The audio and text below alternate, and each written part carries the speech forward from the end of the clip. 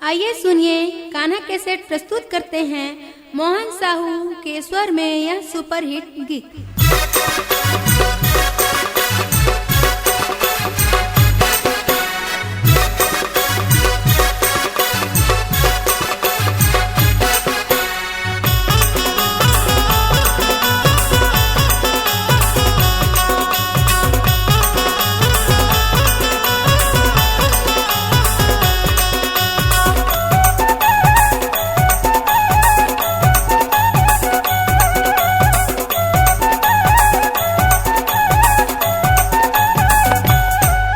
गदार निकले रे दीवानी छोड़ा दिए अचराला।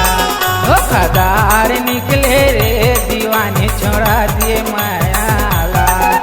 गदार निकले रे मायारू छोड़ा दिए अचराला। ओ गदार निकले रे दीवानी छोड़ा दिए माया। माया के जाल में मोला फंसाए 4 दिन भर मोला राजा बनाए। माया के जाल में मोला फंसाए 4 दिन भर मोला राजा बनाए। छोड़ के चल दिए साथ लाओ। गदार निकले रे मायारू छोड़ा दिए अचराला। धोखादार निकले रे दीवानी छोड़ा दिए मायाला।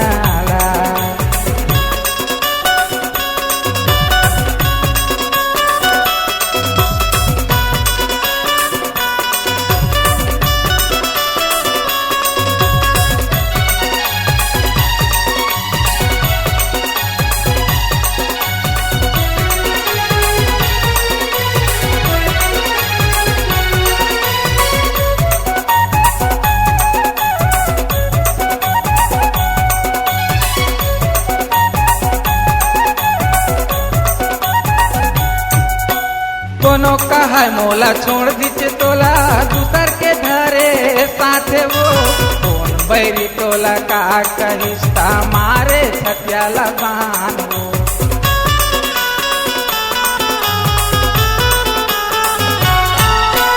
कोनो कहा मोला छोड़ दीची तोला दूसर के धरे साथे वो। कौन बैरी तोला का रिश्ता मारे छतिया लगान वो। बैरी तोला का कहिस्ता मारे छत्याला बान हो। पाछुता है पछता बेरे रानी। पाछुता है पछता बेरे रानी। तोला सुरता आई रात मावो। गदार निकले रे मायारू छोड़ा दिए अचराला। धोखादार निकले रे दीवानी छोड़ा दिए मायाला।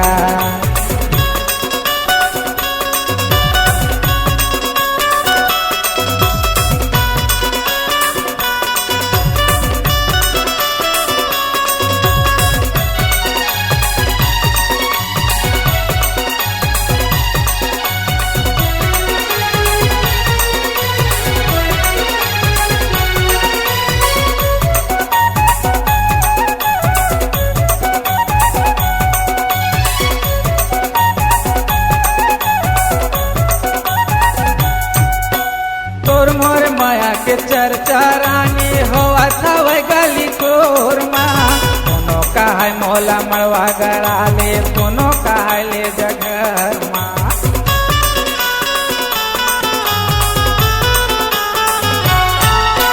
तोर मोर माया के चर्चा रानी होवा था वह गली तोर माँ। कोनो कहा मोला मड़वा गड़ा ले। कोनो कहा ले जगर माँ। कहा मोला मड़वा गड़ा ले। कोनो कहा ले जगर। 4 दिन के चटक चाननी। 4 दिन के चटक चाननी। मार डर मोलाया घरिया मावो। गदार निकले रे मायारू छोड़ा दिए अचराला। धोखादार निकले रे दीवानी छोड़ा दिए मायाला। माया के जाल में मोला फंसाए 4 दिन भर मोला राजा बनाए। माया के जाल में मोला फंसाए 4 दिन भर मोला राजा बनाए।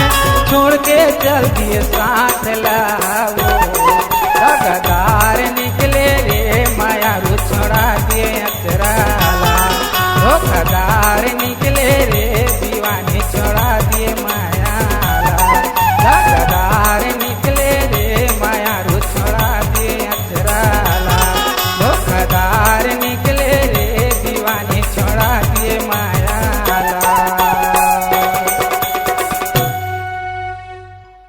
अगर कमाना चाहते हैं आप नाम, अपनी आवाज को देना चाहते हैं अंजाम, डिजिटल रिकॉर्डिंग के दुनिया में उभरता हुआ नाम कान्हा रिकॉर्डिंग स्टूडियो नवागढ़।